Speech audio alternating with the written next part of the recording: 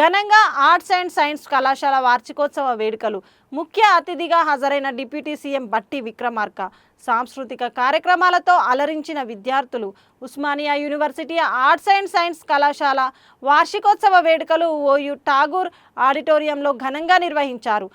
Arts కళాశాల principal professor Kasim అధ్యక్షతన నిర్వహించిన ఈ వేడుకల్లో తెలంగాణ రాష్ట్ర ఉప ముఖ్యమంత్రి మల్లు బట్టి విక్రమార్క ముఖ్య అతిథిగా హాజరైనారు. ఈ సందర్భంగా బట్టి విక్రమార్క మాట్లాడుతూ దేశంలో ఆర్థిక సంస్కరణలను ప్రవేశపెట్టిన ప్రధాని పివి నరసింహారావు లాంటి ఎందరో మహానుభావులను యూనివర్సిటీ అందించిందని కొనియాడారు.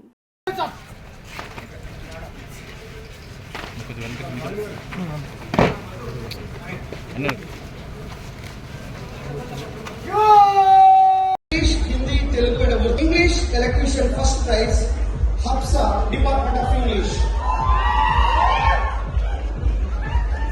Political Science, Sanjay Kumar Gupta.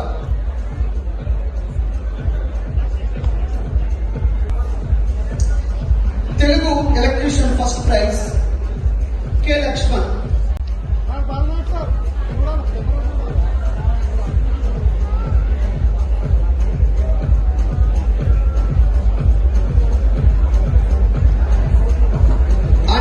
Second event, Hindi, Telugu and English elocution first prize, Hafsa, Department of English. Political Science, Sanjay Kumar Gupta.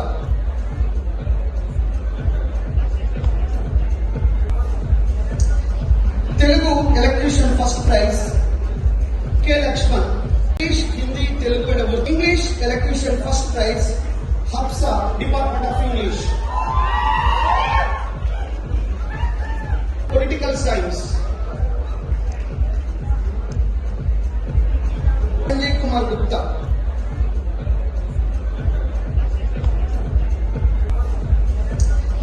Telugu elocution first prize, K. Lakshman.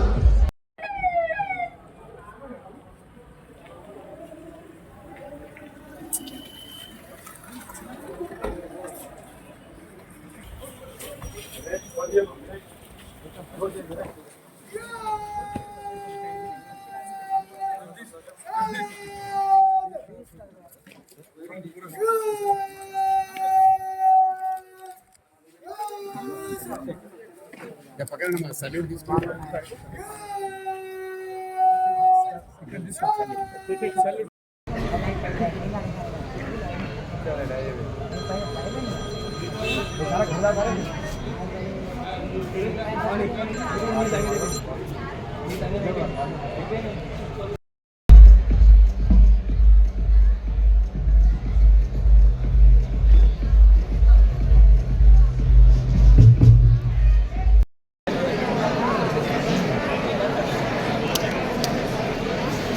So now we have a melodious performance by Shivani and Suhasini from English department.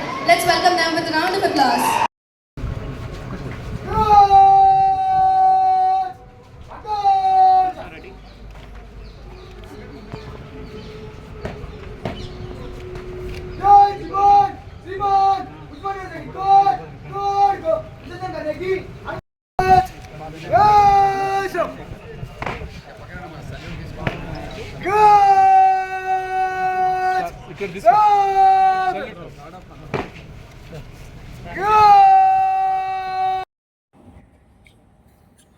ప్రత్యేకమైనటువంటి ఈ పరిస్థితుల మధ్యన ఆశించినటువంటి యువత ఒక దశాబ్ద కాలం నిర్వీర్యమైపోతా ఉంటే ఒక జనరేషన్ సాధించుకున్న తెలంగాణలో అనుభవించాల్సినటువంటి అవకాశాలు పొందవలసినటువంటి అన్ని కోల్పోతూ ఉంటే ఒక మౌన వేదనతో ఈ రాష్ట్రం బాధపడుతుందనేటువంటి ఆలోచనతోనే ఒక నిర్ణయం తీసుకొని ఆనాడు సుదీర్ఘమైనటువంటి పీపుల్స్ మార్చ్ అని ఒక పాదయాత్ర ఆదిలాబాద్ నుంచి ఖమ్మం వరకు 4 మాసాల పాటు అనేక గ్రామాల్లో ప్రజలు కలుస్తూ నడుస్తూ ప్రయాణం చేశారు.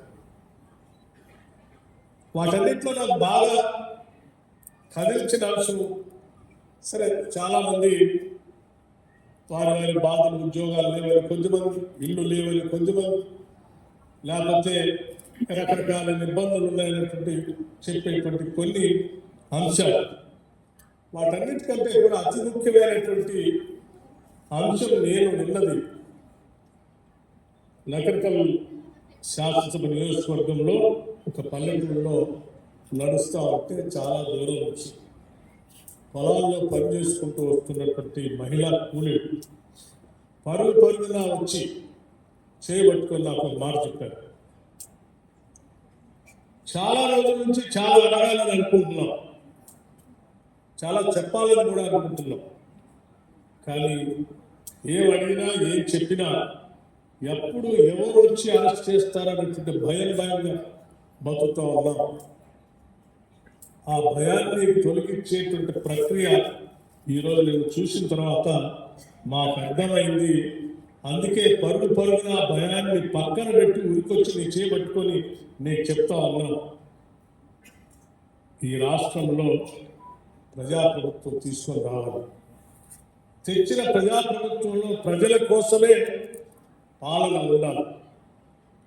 ఆ సంపదంతా మేము ఆశించిన తెలంగాణలో అందరికీ పంచే విధంగా ప్రణాళికలు ఉండాలని చెప్పి నా చేయబట్టుకొని ఒక నాట్లు వేసేటువంటి మహిళా కూలిని చెప్పిన తర్వాత తప్పనిసరిగా అమ్మా అంటే నువ్వు ధైర్యం ఇచ్చావు, అందుకే ధైర్యంగా నీ వెనక ఈ ఊరు వరకే కాదు ఆ ఊరు వరకు కూడా నడిచి నిన్ను సాగడానికి వస్తావు, కానీ మమ్మల్ని మాత్రం మరిచిపోవద్దని చెప్పినటువంటి మహిళ ఆ మాట. అంటే స్వేచ్ఛ అనేది పూర్తిగా కోల్పోయాం ఈ రాష్ట్రంలో.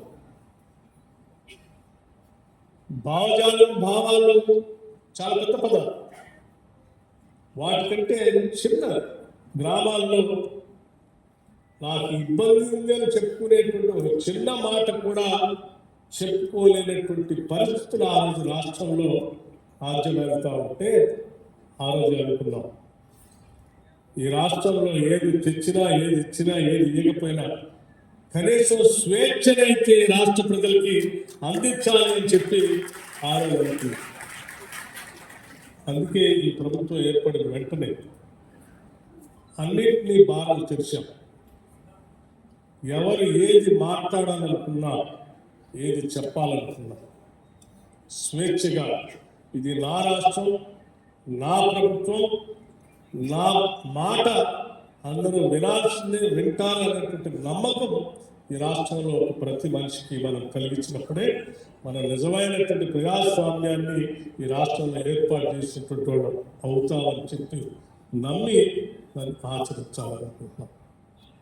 అందుకే ఈరోజు ఉస్మానియా యూనివర్సిటీ లాంటి ప్రాంగణంలో, ట్యాగూర్ యూనివర్సిటీలో ఇక్కడ చిన్న విద్యార్థులు ఒక్కొక్కళ్ళు వాళ్ళు మాట్లాడుతూ ఉంటే వాళ్ళ దగ్గర ఉన్నటువంటి ఎనర్జీ, వాళ్ళ దగ్గర ఉన్న ఎడ్యుకేషన్, ఆ ఎనర్జీ ఎడ్యుకేషన్ అంతా కూడా పెద్ద ఎత్తున ఈ రాష్ట్రానికే కాదు ప్రపంచానికి కూడా దిక్సూచిగా మారాలనే ప్రగాఢంగా నేను కోరుకుంటున్నాను. ఈ ప్రభుత్వం నేను వచ్చేటప్పుడే ఈ యూనివర్సిటీకి రావాలని అడిగినప్పుడు అనుకున్నాం, నేను ముఖ్యమంత్రి గారు రేవంత్ రెడ్డి గారితో కూడా మాట్లాడాను. రేవంత్ రెడ్డి గారు కూడా ఈ రాష్ట్రంలో సమూలమైనటువంటి సామాజిక మార్పు కోసం ఈ ప్రభుత్వం పనిచేస్తుందనేటువంటి నమ్మకం కలిగించాలి. దానికోసం ఏదైనా చేద్దామని చెప్పి ఈ రాష్ట్ర ముఖ్యమంత్రి ఆయన కూడా దృఢ నిశ్చయంతో ఉన్నారని చెప్పడానికి నాకు కొంత సందేహం.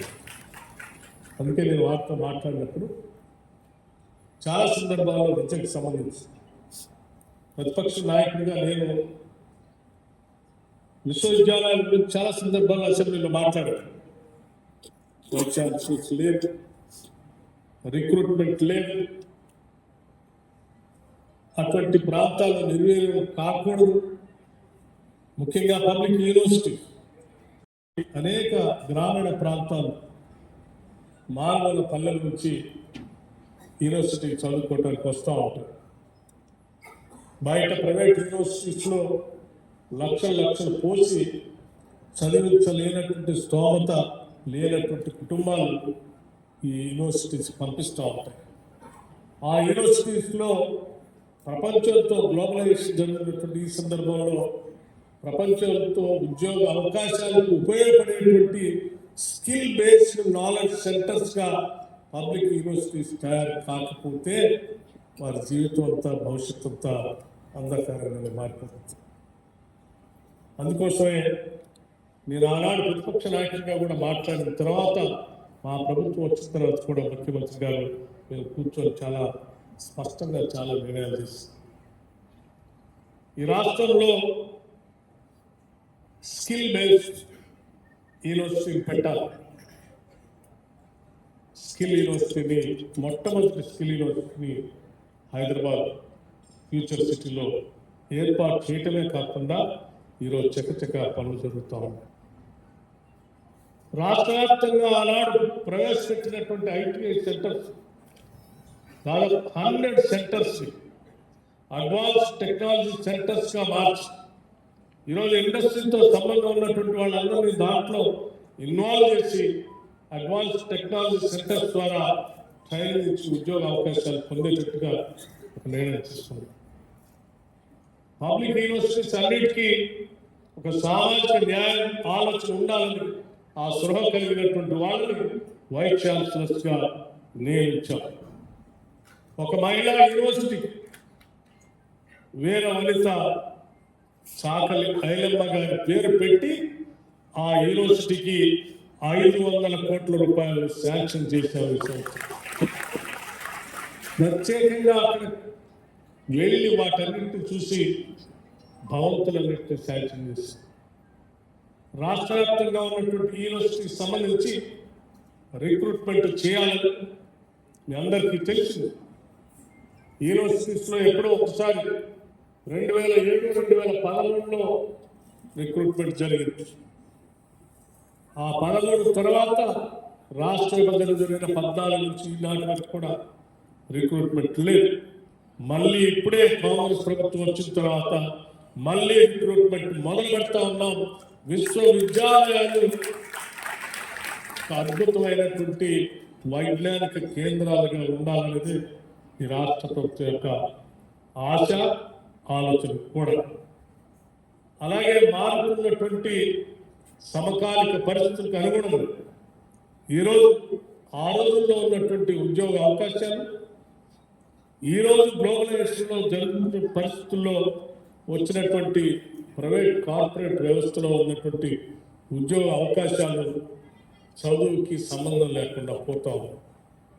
అందుకే యూనివర్సిటీస్లో అటువంటి కార్పొరేట్ సెక్టార్ పనికొచ్చేటువంటి సిలబస్ కూడా కోర్సెస్ కూడా పబ్లిక్ యూనివర్సిటీస్లో ఇంట్రడ్యూస్ చేసి భవిష్యత్తులో ఇక్కడ చదువుకునే ప్రతి బిడ్డకి ఉద్యోగ అవకాశాలు వచ్చేటట్టుగా ఏర్పాటు చేయాలని ప్రభుత్వం కూడా ఆలోచన చేస్తాం. నాకు ఐ స్టిల్ రిమెంబర్, నేను 2007లో శాసన మండలి సభ్యుడిగా లోకల్ బాడీస్ నుంచి ఎలక్ట్ అయ్యి శాసన మండలికి వచ్చాను. మీ అందరి ముందు మాట్లాడేటువంటి అవకాశం రావటం నా అదృష్టంగా నేను భావిస్తూ ఉన్నాను. ఇది ఒక గొప్ప అవకాశంగా కూడా నేను భావిస్తూ ఉన్నాను. ఎందుకనంటే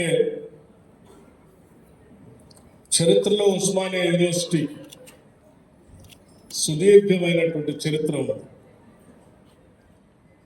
దీన్ని స్థాపించిన దగ్గర నుంచి నేటి వరకు కూడా అనేక మంది మేధావుల్ని ఈ దేశానికి ప్రపంచానికి కూడా అందించి ఉస్మానియా యూనివర్సిటీ యొక్క ఔన్నత్యాన్ని చాటినటువంటి ఈ గొప్ప యూనివర్సిటీలో ఈరోజు మీరందరూ చదువుకోవటం కూడా అదృష్టంగానే నేను భావిస్తూ ఉన్నాను. చాలామంది ఉస్మానియా యూనివర్సిటీలో చదువుకోవాలనేటువంటి కోరిక చాలామందికి తీరకుండా కూడా ఉన్నటువంటి చరిత్ర కూడా నాకు తెలుసు. ఇటువంటి యూనివర్సిటీలో ఒక దశాబ్ద కాలంగా జరగాల్సిన చర్చలు కానీ నిత్యం ఉండాల్సినటువంటి భావస్వేచ్ఛ కానీ లేకుండా పోవటం కూడా ఉస్మానియా యూనివర్సిటీకి ఈ రాష్ట్రానికి కూడా కొంత నష్టం చేసిందని నేను అనుకుంటున్నాను. ఎందుకంటే